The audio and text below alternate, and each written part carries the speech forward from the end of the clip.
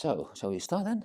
Yeah, go for it. Well, hello people at home, good afternoon. Hiya. Hello Richard. We're going to have a discussion today about mental health, technology, and some focus around the arrival of artificial intelligence in our world and how that kind of that shapes our experience. Obviously, it might be an idea to say something about that. Maybe some of the topics that we may be covering might be evocative for people, might bring stuff up, and just to be aware that if you're a student or a member of staff at the college, that you can access support, kind of talk to either one of us, or you can talk to HR, talk to the wellbeing team. You know, if something comes up for you as a result of hearing this conversation, just let us know. Just let us know.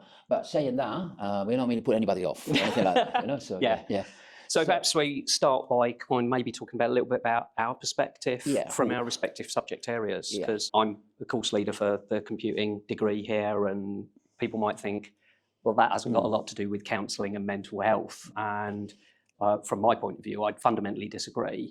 My viewpoint for myself and my students is that we are enablers. Our technology enables people to do things faster, more efficiently, but also to enable them to do things they weren't able to do before, give wider access. There's a huge amount of kind of accessibility in technology, and by applying technology we can give people access and the ability to do things that they wouldn't normally be able to do. So that's kind of my perspective, is we're the enablers. We help create the technology, it enables people to do things. And certainly there's a lot of applications of technology in counselling, which we will get into, I think. Or even the wider mental health field in general, well-being, etc., health itself. Okay, so my kind of perspective or paradigm on this is perhaps a bit more detailed in terms of, I'm a course leader in counselling. I've been working here for 12 years, more than 12 years now, and I'm also a counsellor and supervisor in private practice. And I've always been interested in tech. I'm from the 80s generation. I grew up with things like Tron, 2001, A Space Odyssey, books like Neuromance and Snow Crash kind of shaped my understanding of the world. Max Headroom, I used to watch that. Oh goodness me, I remember that. Yes, my brothers were obsessed with that. Yeah, so that's kind of my lens to growing up in the 80s at the time of huge technological advancement and change. And then obviously I'm from a generation that was born without the internet, and the mobile phones. Well, they're not called mobile phones anymore; they're just called phones now, because there's no such thing as a non-mobile phone anymore. Is it? So all of that shifted my perception. But from a therapeutic perspective, what I've started noticing roughly, it was about 2016, 17, I noticed a real change in the narrative of my clients, where a lot of words were coming into the counseling room where people were saying, I really struggle with technology. I go on Instagram or Facebook and I feel inadequate, or I have arguments, or I'm obsessed by this, I can't put it down. And I remember having this conversation with clients and actually sort of suggesting sometimes, well, if this is causing you distress, I would say, why don't you cut it down or maybe turn it off altogether? And people had this look. What do you mean? You've probably seen this. An alien topic. Try telling that to my students, telling them to not use a computer. And there are some very clear times when we do that. We get them to come offline and to do something without using the computer. Maybe it's to illustrate a particular concept, but it's also because we find that the technology corrals someone's way of thinking. The technology influences the way they will speak and so on and so forth. I mean, very much like doing this podcast. You and I both know each other a little bit, and we know that we'll have a different manner of conversation when we're not being recorded. So, and it's interesting you mentioned about like sort of that early upbringing and things like that. And if you go back to that kind of 70s, 80s era, you were still very much in the realm of fantasy. This was sci-fi. And you look at what we're dealing with now, and those were the things that were being talked about back then as potential pure fantasy. And even then they kind of recognized the effect of that technology, the concerns, the paranoia about what was going to happen. And to an extent, I suppose it's been proven true in a lot of ways. But obviously, the use of technology is not really a new thing in counselling and things like that. And counselling itself, I mean, correct me if I'm wrong, counselling as it is now, as we would understand it now, is actually a relatively new field in terms of the last 50 years, because previous to that, it would be under the heading of traditional mental health. Or even psychology, psychiatry, medical model. I mean, counselling as we know it, Jim, is kind of 1960s, really. Exactly, and you think about the advent of technology and the basis of the technology we use now, the internet, or the technology, the internet that we use now, was invented in the 1960s, hasn't particularly changed. The computer still is based around technology that was invented in the 60s, 70s, and fundamentally hasn't changed. It's just got more powerful. It's strange actually thinking about that, that you kind of realise that the two fields have actually grown up alongside each other. And if you look at that early-ish days, so in the 70s, even in the 70s, you'd have counselling over the phone. So the idea of technology and counselling being completely separate, I think in some ways they have grown up alongside each other, and the effect has grown up. Alongside. What happens in the counselling room, what happens in that space, mirrors what happens in the wider world. We are not like exist in a vacuum outside of society. We are part of the environment that we live in. But going back to what I was saying, with that narrative that I found, when I asked people about giving up their phone, they had a certain look. That I used to work in rehabs with people with drug and alcohol problems, and sometimes I would suggest to somebody maybe that they stop smoking crack cocaine, and I would get a similar look.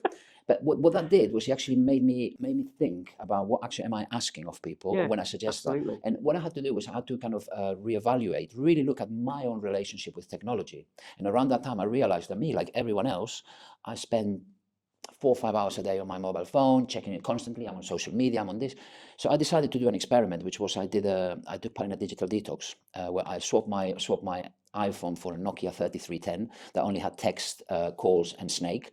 And I logged out of all social media, news media, everything. All I used was technology for work purposes. Everything else, I just completely cut it off for a month. And it was a very interesting experience. Actually, it was for the first 3 days. I kept on thinking that my phone was going off in my pocket. Oh dear. Apparently, it's a thing. It's called phantom vibrations. I was going to say, I was literally just thinking of like amputees. Exactly. And things like that. Yeah. They still have an itch, even though the leg isn't there. So I had all of that, but then after 3 days, I kind of started noticing that my days were longer. I slept better. I walked more. I talked to people more. I felt better in myself. So what that did was it kind of changed my relationship with tech. And what I realized, one of the things I realized, I had a choice. I could give it up anytime I want. But then when I thought at the time, it's actually this is my experience from my perspective. I grew up in the 70s. I didn't grow up. I was one of those that grew up in the streets playing on our bikes, getting dirty. Very, very nostalgic here. But then I actually got curious about, and actually I did a series of talks with this, and I went to Glastonbury Festival to talk about this. I went to Ireland. I traveled with it, and then COVID happened. Right, and all of a sudden this got turbocharged. All of a sudden we went, especially in the field of therapy. I've been doing online therapy for quite a few years. Since I think 2014, I use Skype. Doesn't even exist anymore, right? Not really. Yeah, and so and I remember when I talked to other colleagues in the profession, they would say, "Oh, it's not really counselling. It's not the same, right?" And then COVID came, and then everybody was on Zoom. Everybody was, and now it's like it's part of our everyday life. We have all our team meetings that pre-COVID we used to have them in the room. Now they're all in the Zoom. And it is just a total shift. Yeah. And sometimes, we know very well that sometimes society needs a major event. To cause a change. Yes. Well known that periods of war lead to huge advancements in technology and things like that. And COVID, what other event in the last 20 years can you think of that would have had an effect that huge on society as a whole? I do completely understand that it caused that complete reversal. I wonder whether, like previously, you have quite a lot of resistance to maybe having a phone call. I mean, myself, due to I'm quite open about, I have bipolar disorder and I'm ADHD, and as a result of that, I do not like talking to people on the phone. I will do it, but it's really uncomfortable for me. I can talk to people in a video call. However, my own feeling about that is that I feel that I can relate to someone better when I can see them. I can read a certain amount of body language and so on. And I think that might be part of it. And maybe with COVID, it was kind of, yes, we had the video technology back then, but COVID forced that change because then you had better technologies like Zoom and things like that. And they were infinitely better, easier to access. And again, that comes down to you didn't have to have the technological knowledge to access Zoom, but then it creates that total shift into a new way of thinking, a new way of reacting. And you think now, my mum, she doesn't think twice about having a WhatsApp call. I think if you went back pre-COVID, she might be a little bit more reluctant to do that, but she's adapted to a lot of technology. She'd say she hasn't, but I can see that compared to a lot of other people in her generation, she really has. And I think COVID maybe forced a certain amount of that change for her and for that whole generation, and obviously everyone else. But I think there's also there's that shift the other way. I deal with students who struggle now as a result of COVID, even though it was an extensive period, but even in their lifespan, it was very short. But it's had a dramatic effect on how they see going out, how they see coming to college, and so on, and interacting with other people. They've become used to interacting online. And that has a dramatic effect not only on their reluctance or willingness to engage with, like chatting to someone or something like that, but I think it very clearly has a huge effect on their mental health.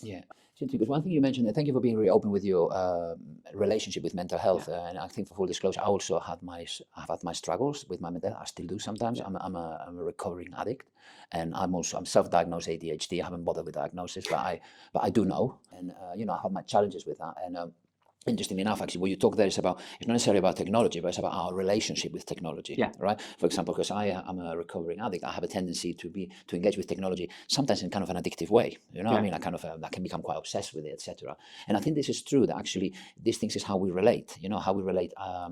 I remember being a kid and talking to somebody on the telephone for hours, and on a Bakelite phone that had one of those spinning things that you had to dial, and my parents saying this, you're gonna scramble your brains, your eyes are gonna be square from watching too much TV. When the Walkman came out, the first Walkman, it was gonna destroy society, So we always, when a new technological advancement comes, it creates a degree of disruption. That then settles into a routine. I mean, things like the printing press causing loads of wars in Europe. Probably when we invented how to make fire, we killed half of the species of the world. That's what happened to the Neanderthals, perhaps, And technology, I mean, we were talking about this, it's actually a relatively new thing. The internet, and I mean, the iPhone is 2008. The internet, as we know, is kind of 1995. That's 30 years ago. That's not that long ago, but it is. For us, maybe. For us. but for example, for people that are born into the technology, for example, for me, I know a before and an after, but for people that are born into the technology, it's normal, it exists, it was always there. The same way that my grandparents didn't have a TV in the house. I always had a TV, So there's those shifts in generation and how people see themselves. And actually, technology in itself, all it does is it amplifies and it facilitates how we have always existed. I'd agree with that. I mean, what my students sometimes, and I have had people say computing students are antisocial. Oh, they're antisocial. All they want to do is sit behind the computer. And you see, my counter to that is, really, how many people did you talk to last night? And it's like, some people, they'll be go, well, I talked to my family. So how many people's that? And they're like, oh, well, like my partner and maybe my kids. Did you talk to anyone? Maybe made a phone call. And then I can go to some of my computing students and ask the same question. And they'll go, what? And I'll go, well, how many people did you talk to yesterday? I don't know. Were you playing games? Yeah. Online? Yeah. So how many people did you interact with in that game? 40, 50? 500, And they're like, and where did they come from? Well, everywhere. Like there's obviously like a lot of people say in the UK, but they'll play with people from like Europe, from America, from Russia, and so on. And I just find it quite entertaining that those students, it's been said, they're the antisocial ones. I like to call them differently social. I've got students who will engage happily in a conversation with all kinds of people, but then I've got other students who pretty much the only way you can get anything out of them is by sending them messages on Teams. So it's very interesting seeing that in my students, how their relationship with the technology, but also that perception of them being antisocial, withdrawn, and so on. And I think sometimes if you look at someone deep enough, you will find that maybe it's just different for them. Yeah, and it's interesting because then when we go there, there's this kind of idea of actually something that's quite normative, and there's an expectation of society that this is how you're engaged, right? And it's the same with sort of, you think about a psychiatric diagnosis, they just establish what is a normativity base of actually how people should behave, because all these diagnoses are based on behaviors, not necessarily on anything genetically happened to you, right? But it's interesting that, I mean, on the flip side of that, I do get that, for example, I've got 2 teenage kids, and they spend a lot of time online interacting with other people. And my son, he likes gaming, and he talks to dozens of people every evening. But on the flip side of that is actually is that there's online, and online actually has some actually very interesting psychological processes that happen online. One of them is this chap called John Salla. John Salla he's got a PhD in cyber psychology, which is probably one of the coolest job titles you can think of. Sounds fascinating to me. And this guy came up with this idea, something called the online disinhibition effect. He wrote a paper in 1996. early days of the internet, in which we actually describe how when we are online, we do say and act in ways that we don't act offline. The keyboard warrior. The keyboard warrior, but and on the one hand, people, I mean, if you sometimes jump in, you probably, everybody has a local group on Facebook or WhatsApp about their area, and it usually turns into some really toxic, nasty arguments about who didn't pick up the dog poo or something. So they can create that real narrative. But on the other hand, you can also online, people can open up a lot more. Absolutely. So therapeutically, we can really use this. For example, there's something perhaps about feeling that you are safe. You're in your own home, you're on a screen, you can turn it off at any moment. It feels a little bit like it's a computer game and it's not real. People may actually access aspects of themselves that they might not do with the inhibition of being face to face. I mean, that chimes with me personally, because I play online games. I don't think my students would respect me very much if I didn't. But do you like it? Oh yeah, that's the one. Yeah. So I have friends online. Got friends all over the place. At the moment, I strangely enough have a number of friends in Norway. Yeah. And I mean, I'm quite clear that I find it easier to talk to them. It's not like sharing the deepest, darkest parts of my soul. However, I feel that I can have a more open conversation with them because even though I would class them as friends, I've never met them in person, and I don't live in the same kind of society as them. And I think that potentially gives a certain level of, I don't know, I suppose you call it dissociation. That means that you feel, you subconsciously feel you can engage more with them. And I suppose there is an element, like you say, of that research. You'd be fascinated to read that kind of thing, because it kind of indicates the technology can work in that kind of manner. And I suppose it's the, how can you make use of that? But what it does is, I mean, that disinhibition effect that we have, it manifests the aspects of society as a whole, and also the idea of the collective unconscious, and you know, and how we act in groups, etc. This disinhibition has two sides. It can be benign. It can be like, you know, kind, and it can be positive, but it can also be really toxic. Yes. You think examples like, you know, conspiracy theories, attack on the Capitol, that was all kind of fed through an online narrative that was actually then can really feed on itself. Like we all know with algorithms, you know, that once you start looking at a certain topic, your algorithm will be fed with similar, and before you know, you enter a rabbit hole of misinformation. The other side as well, one of the things that is important to consider when we engage with things online is that, for example, if you're on social media, you're a Facebook user, you're not a Facebook customer. No. So why you're not a customer is because they don't charge you money. Right? Yeah. You pay with your data. All right. So the interest of these companies is to actually, is the economy of attention. They've got to keep you hooked. The more you spend on it, the more time you spend on online, more information they can gather on you, the more profiling they can do, that they can sell advertising and sell this information to other people. So what happens with that is that the intention is to keep you hooked, keep you looking at it. And what they discovered some time ago is that the best way of keeping you hooked is by relying on your survival instinct, right? So basically, our brain, first and foremost, is designed to keep us alive. So your brain is constantly thinking for things that either make you safe or are a threat. So things that make you angry or things that make you scared will draw your attention. If you see a car crash, you slow down. If you see a mother giving their child a kiss, you don't, because you don't need to. Yeah, because it's safe. They're all right. They're doing good. Society, humanity at its best. But you see a car crash, there's something that kind of. So online, the narrative then is that those things, clickbait, those things will keep us looking. We will look. We can't help but look. You do that like when you watch a horror movie, right? And it's the same online. So with that can create, fed up by an algorithm, is a narrative that there's something going wrong all the time. The world is really angry. It goes back to that concept of news. Is that if you look at the news, almost all news is bad news.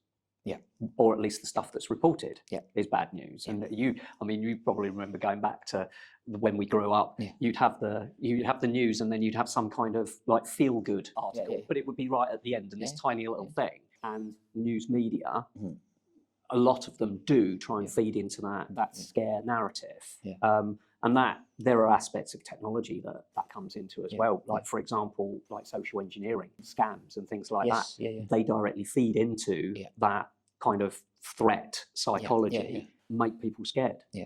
Or obviously there is the other side as well, the kind of like romance scams, financial scams, where they will tempt people in with promises that are not going to get fulfilled. And we're seeing huge explosion in scams, and they evolve all the time. When one scam doesn't work anymore, it evolves into something new. And I think like a virus. And I think that what you were saying about companies like Facebook, Google, and so on, using people's data, they are profiling people. They are profiling particular demographics and things like that, to make educated guesses or more educated guesses about what services to sell to them and things like that. Who to vote for. Yeah, absolutely. And honestly, at the risk of making people paranoid, if people think that cyber criminals don't do the same thing, then they're very mistaken. Cyber criminals, by their very definition, are organised, and if we really think that there aren't cyber gangs out there big enough to be analysing data and working out new ways of exploiting people, then you really are sadly mistaken. And it's something that, weirdly enough, in my kind of area, we have to keep on top of that. And I suppose in your area, you have to keep on top of the consequences. I imagine, I mean, you could probably tell me this, how many people that you maybe talk about, or your colleagues and your peers talk about, people who are seriously affected by financial scams or romance scams, and maybe you having to deal with the aftermath. The aftermath, and not just specific events like that, but I think the general perception, because if the average person spends 4.5 hours a day on their mobile phones, they're going to be seeing all of this. And there's a part of me that's thinking, actually, we are kind of scaremongering and doom scrolling. This is like doom scrolling through Max and Rich kind of thing. But I think we're also here to talk about the other side. It's actually the stuff that can be done about this. So one of the things about technology, for example, if you think about your smartphone, and I talked a little bit about addictions earlier, it's like the perfect addiction device, right? You can shop, you can call your drug dealer, you can gamble, you can look at pornography, you can go on dating sites, you can check your crypto. This constant addictive thing, you know. The thing is that, for example, that people don't get addicted to things. People already bring their own patterns to this. It's not necessarily, it's actually how we use these things rather than the things themselves. And for example, if you think about somebody that has an addiction to alcohol or to crack or heroin as well, it's fairly simple. Abstinence is the solution. Don't go to the pub, to the off license, don't go to the crack house, don't phone your drug dealer. You stand a chance. Now the thing with tech is if you've got an issue with tech and is that abstinence is not the solution, because we cannot function in today's world without technology. So how do we manage that? Right. I don't know if you have any ideas. I've got loads because I've been doing loads of work on this. Honestly, I think there, at the risk of sounding like I'm kind of trying to dodge the argument, that's not really what my technological area is about. I suppose I'm in the kind of Facebook, Google camp of no, use more tech. However, I am also very aware of that inappropriate use of technology. And like I said at the beginning, I see myself as an enabler, and I think if I wasn't the person I am, hopefully, I could use that for very bad purposes. One of my specialisms is networking and cybersecurity, and by its very nature, I have to know how to do some very unpleasant things in order to be able to teach students how to defend against those unpleasant things. And I think you need to have that positive perspective. So you're completely right that we've got this technology. We can't avoid it, because if we avoid it, we put ourselves at an inherent disadvantage. So I think that maybe the role of technology now is to encourage the good side and fight that constant battle against people's tendencies to jump to the dark side, as it were, and to have that constant battle to promote the appropriate use of that. And we see that every day with our students. We see it every day in society, trying to use the same technology but for a positive purpose. And I suppose it goes like you probably have like the equivalent to a defense against the dark arts lesson in teaching. And the thing is that it's the same in therapy. We have a shadow self. We all are capable of causing harm, of being nasty, being mean, etc., as well as being capable of being great, loving, compassionate, kind, and caring. We're also capable of being the opposite. So a lot of these things, the way that I try to frame this is actually, it's not necessarily about digital abstinence. It's about having a digital diet. It's about actually how you engage with it. You know, I mean, I quite like cake, but I don't just feed on cake, right? Because otherwise I'll end up diabetic and having caused myself problems. You know, I actually have to have a balanced diet. It's the same online, and it's actually how we engage with these things as well. You know, I mean, the other thing as well, you go online, is what you put out there will come back at you. Oh yeah, absolutely. You know, I mean, and it's that saying that if you always do what you always did, you always get what you always got.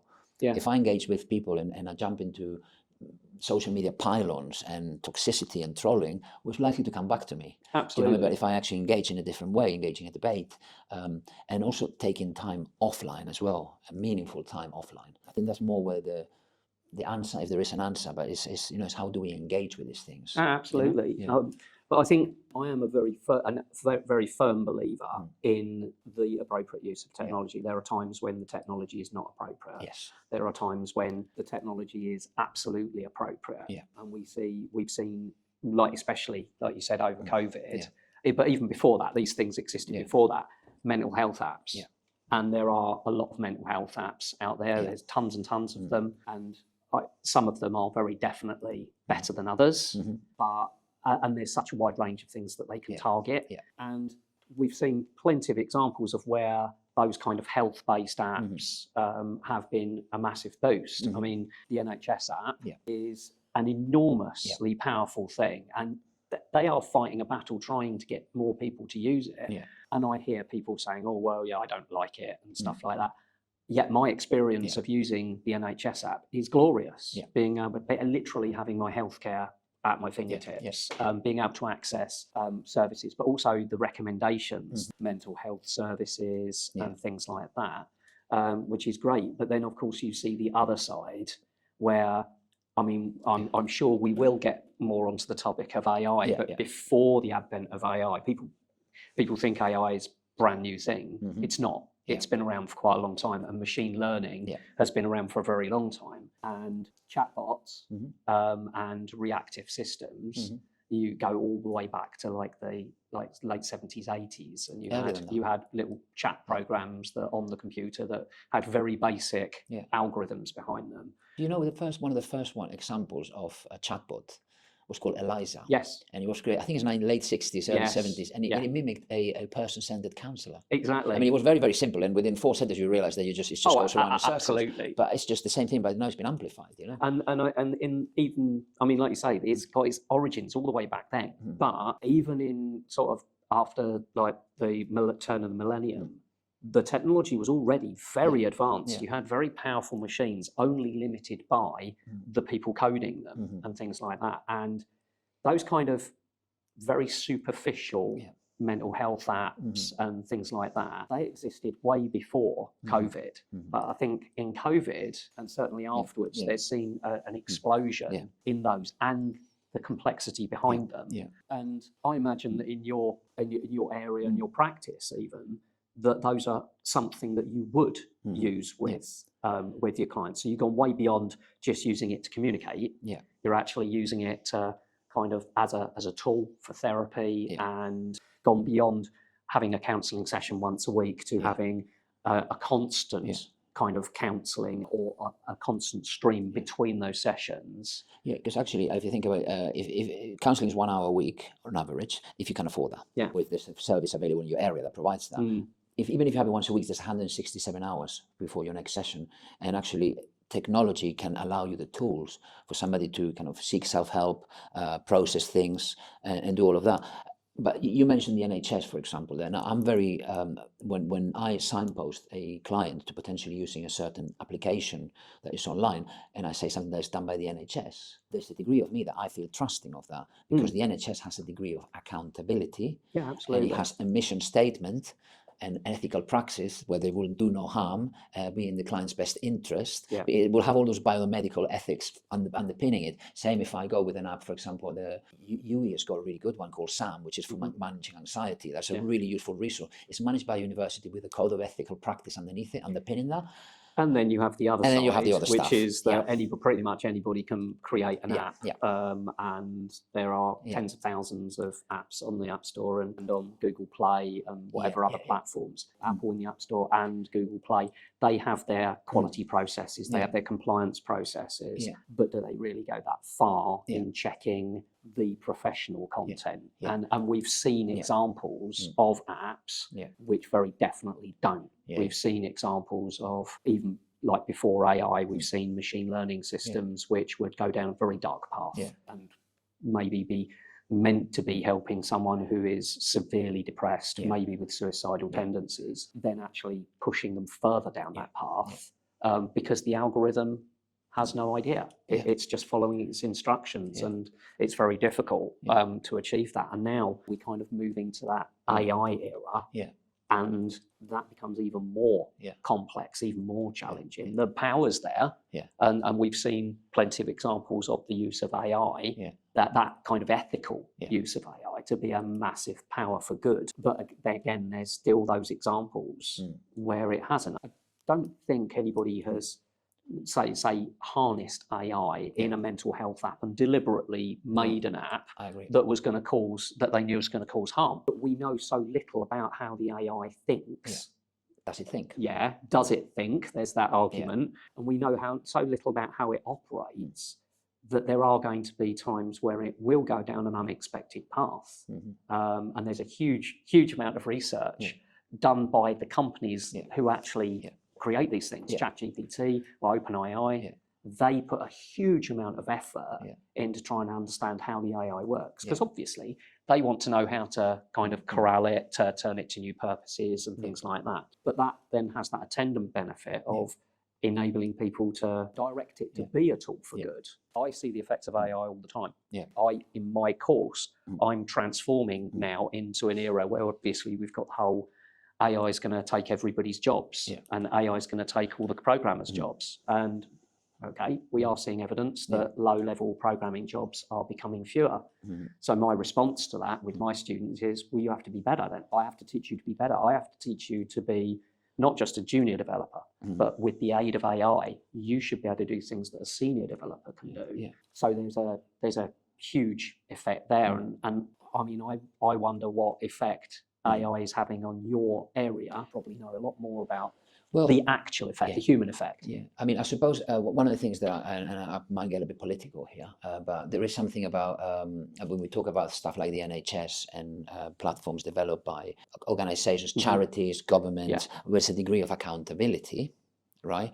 Whereas actually most of AI development is not in, or at least not that we know of, because governments might be doing their own stuff, probably quite secretive and in the military, but the majority of the power behind AI, social media, sits with all the tech bros. Very few, very wealthy individuals that have huge amount of power, and their business model is a capitalist business model of profit-driven, not necessarily people-driven. And their accountability, and this is personal perspective, their accountability is in laws and regulation, not necessarily in ethics. Google were famous for having a line in their kind of their guidance of "Don't be evil." Well, that's gone. Where else has that gone? That went a long time ago. Not I'm saying Google were necessarily evil, but they are bound by certain laws, and obviously I think probably one of the most dominant drivers there is GDPR regulations and data protection regulations. And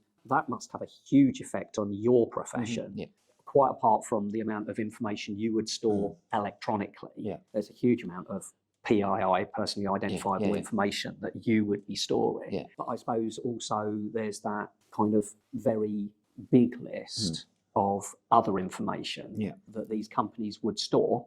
I think that their regulation is very much tied to the what's legal, what's not, and then pushing the boundaries. Yes, exactly. And I think personally what we need is some kind of big conference in the United Nations to actually establish some ground rules around this stuff, about what is okay, what is not okay, and who is accountable, what is the accountability for the platforms created. They have had those discussions, and there have been kind of voluntary codes of conduct.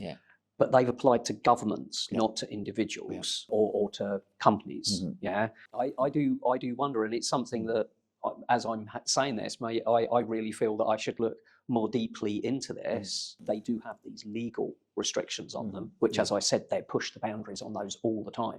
What are we allowed to? What are we allowed to keep? And we see examples of like Meta and Google all the time, taking data that they weren't entitled to, using data in a way that they shouldn't be using it. And we only know that because they got caught. OpenAI was set up as a non-profit. So it was originally set up as a non-profit, and Elon Musk was a major contributor initially to it. He pulled out later on, and now we've got this kind of trend with the current CEO, Sam Altman. He wants to take it into a profit model, and there's a huge amount of concern over that. Will ChatGPT, which at the moment it at least appears to give this benevolent, we are sharing this technology, we are sharing this for free. I mean, they're not. They are using, for the free models, they are using what people put in to then train the model further. And so they are getting benefit from that. But if they shifted over to a paid model, what would be the controls? Who would control what they're using it for?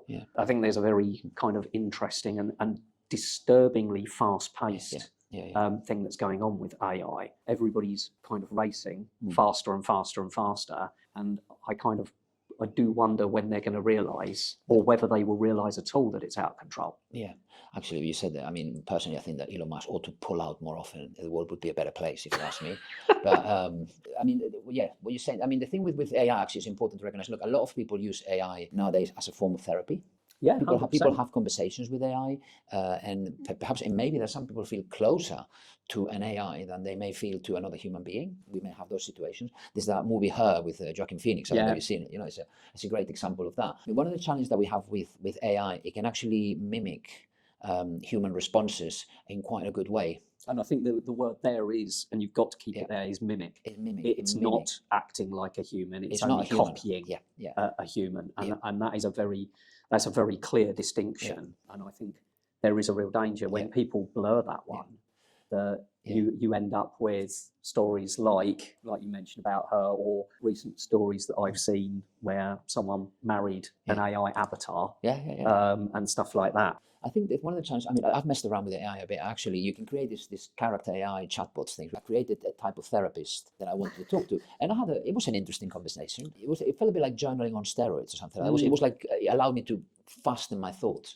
But I also I was able to use an AI. We had a conversation with Carl Jung, with the spirit of Carl Jung, with Sigmund Freud. But hey, I also had one with Joseph Stalin. So there you go. You know, so you can have this. It mimics what it thinks that character would respond, and that can be fun. It can be helpful. However, the challenge that we have with the AI, and this has been seen in some of the data, for example, people that ended up dying by suicide, where it was felt that the AI had recommended that to them or encouraged them. And it's one of the things that we and you have discussed. There's the thing that the AI will follow your agenda. And it might not necessarily have an intuition or the wisdom that me and you would have, that something ain't right here. Right? Absolutely. And there's a huge amount of research done into that, because like I say, they don't really know exactly how AI comes up with the answers it comes up. Generative AI is a predictive engine. So, and there's research been done. There's been evidence that, for example, ChatGPT wants to please people. And that if you treat it well, it wants to treat you better as well. It might give better answers. Strangely enough, other AIs have proven that the opposite is true. That if you are stern with them, they'll work faster. But it all seems a bit random. And is that a feature of the code? Is that the code that, I mean, I don't know what the algorithm because it's probably quite secret. This it's like the Coca-Cola or the KFC and it is very dependent on the algorithm, because you can go to multiple AIs, ask them the same question, and they'll come out with different answers, because it depends what they've been programmed with. But that's just like human. A human's reactions are based on what they've been programmed with. You go back to things like addiction, their reaction to a topic or like an addictive substance or being presented with that, it is based on their previous experience of that. And that might be distressing, it might be disastrous. And AIs are programmed based on the data they are given. So the people who are training the AIs, they have a huge amount of control over how the AI responds. And for example, Grok, and there's loads of stories about Grok's horrendous behaviour online. And is ChatGPT capable of the same thing? Yes, certainly. If it's programmed that way. Because I think one of the things that perhaps this artificial intelligence, when we humans, I think there's an inevitability when we decide something, we design it in our image. And so it will have all those good things that we have as humans, but also all those nasty, horrible things that we are capable. I mean, we are capable of I don't know, creating the NHS in the United Nations, of being beautifully kind to one another. We're also capable as humans of Holocaust, horrific genocides, you know, and this technology is to some degree is reflecting who we are. Yeah, absolutely. You know? And the conversations that you have with it, like you say, you've used it to have a conversation with a particular persona, which it will base on the training information it's been given. And people sit there and say, let's make comments like, ChatGPT is trained on the internet. No, it's not. It's trained on the parts of the internet that it has been given access to and how it has been trained. So how it has been trained to digest that information. And you do end up with those hugely different responses. My use of AI, one technique that you use to vastly increase the accuracy of the answers that you will get, or the appropriateness of the answers, is to tell it to act in a certain persona. So you can ask it to like respond in the manner of, this is something I use quite often, respond in the manner of a university lecturer in this particular subject discipline. Very shortened version of the prompt I'll give it. But it gives it a context to respond in, and it will radically change the response it gives back. Like we are still right at the beginning of this AI era. It's 3 years. On Sunday, it's 3 years. Yeah, I know you mentioned it yesterday. Crazy, and like I said, blimey, it seems like a lot longer to me. Exactly. And it genuinely does. It obviously I knew of the origins of the technology. And that, when you got to remember, that was ChatGPT 3. Yeah. And that was the release date of ChatGPT 3. It existed way before that. I do wonder where that is going to go.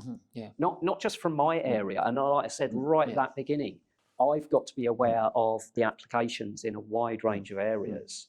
And recently, in the last couple of years, my level 6 students, their dissertation projects a number of times have focused on mental health or health issues, and they've produced health-based apps and things like that. Fortunately, they've shown a very high level of ethical consideration, and it's been a core part of what they've done, what they've created. I wonder where we're going with that, in that future of AI, and how it's going to be used in medical technology, but particularly mental health. I suppose that there's a part there that I would say that it's no coincidence that your students have an ethical attitude, because you're an ethical person and maybe you bring I like to think so. There's something about what we model, right? I don't know what the modeling is of some of the tech pros, which tend to be mostly men, and all of that. Unfortunately, yes. But so I suppose I'm kind of a bit conscious of time and thinking about kind of, I suppose the question is, where do we go from here? What do we say to people that are maybe watching this about how to engage with tech and AI? I mean, I've got the bit about the digital diet. Consider what you put in your system. Consider, there's something in that. But when it comes to AI, I suppose, what would be your recommendation? Well, I suppose that comes back a little bit to the conversation we've just been having with the comparisons between different models. ChatGPT is very wide-ranging. I find it to be quite neutral. It does what you tell it to do. You give it a persona and it will act in that way. Then you've got a different side, and one end you've got things like Grok, which they can be extremist. I mean, there's no other word for it. They can be racist. They can present incorrect information. So you do have to be very careful with that. And like you say, being careful what you put into you. If you are using Grok, I just wouldn't. I use it to see what I can do with it. But I suppose in some ways I use it to be aware of the dangers. And then you have others like Google Gemini, without putting too fine a point on it, is a little bit more laid back. It's interesting that. They have personalities. And it's dangerous to call it personalities, but I suppose in some way it is. But they have a way of doing things, and it is based on how they're trained. And I do think that kind of idea, be careful, you are what you eat. So if you are digesting on social media some not very pleasant information, and it's not guaranteed, the chances are that you will be influenced by that. I suppose the difference is, how will you be influenced by that? I find some of the kind of more extremist kind of viewpoints that are posted on TikTok and things like that fascinating, because I look at it through a lens of how are people reacting? Why are they reacting that way? And I think if you are, it's not 100%, but like if you're using Grok as your AI, I think there is a danger that you are going to be influenced in a negative way. Whereas if you're using Google Gemini, you might be influenced in a different way. I'm not saying necessarily a more positive way. My own use of ChatGPT is because of its neutrality. It's because I can control what it does and which way it goes, and I can give it a viewpoint. But you've developed that. You've developed that through your life story, your life experience. We're both of a certain age, and I don't mean to sound grandiose here, but I've done a serious amount of therapy and reflective work, and I've got to a point in life where I kind of know where I am and I know what my values are, etc., etc. But I'm kind of thinking, and I don't mean to sound patronizing, but younger people, when they're still developing their identity, they're very easily influenced by all of this stuff. And like you said, some of this, it reminded me when you were talking about the different flavors of AI. It's almost like food. We were talking about food. Like going to McDonald's or going to Nando's or going to Greasy Spoon Cafeteria. It's got a different attitude to it, isn't it? But it's actually, how are people influenced by this? So I often think about actually a really important, I talked there about reflection and about really thinking about how we engage with this stuff. And I always found one of the greatest quotes from great philosopher and rapper, Ice Cube. Ice Cube has a song in the 1990s that says, check yourself before you wreck yourself, right? Yeah. And I think this is a really important thing to consider when we engage with anything, but especially online where things can very rapidly, they can grow really quickly. Really check yourself. What is my intention? But also remember, what's the intention of this model? It's not human. What is this agenda? Yeah. And its agenda is partly influenced by me, by what I input, but it's also partly influenced by the creator and whatever agenda they have, be it Elon Musk, be it Google, be it Sam Altman, be it the US government or the Chinese government. Think about our personal agency and responsibility as well. And I do think that's right. Everything's moving so fast with AI, and I think that the answer is, to an extent, just be aware. Just be cautious. I'm not saying don't use Grok or use this AI. I just happen to use ChatGPT because I find it more neutral and more powerful because of my control over it. That is what I would recommend to people. Be careful what you are putting into yourself, be that physically or mentally, and that I suppose we will see certainly in the next few years how that is harnessed. One thing I will say, and this is very much based on my expertise and observation, when something says that it's got AI in it, don't believe that, because there's a lot of stuff out there that says it uses AI and it doesn't. It's just what we would consider just a machine learning thing. I say just. Machine learning is extremely powerful, and AI is an extension of that. Look for health applications and support applications that have a good reputation, that they have a good backing, like the NHS or mental health foundations and things like that. And I totally second that. And it's about making informed choices. It's like you wouldn't if some random stranger came to you on the high street and gave you a needle loaded with something and said, here, try this, it's going to be great. You wouldn't just stick it in your neck and go for it, would you? But kind of in a sense, we do that with tech. It's like the best new thing, but we don't often read what affects. And don't get me wrong, you stick that needle and you might have a great time. You might also die or end up in addiction. Do you know what I mean? There is that bit about, I always said, if in doubt, pull out. Do you know what I mean? Just stop yourself. Don't go there.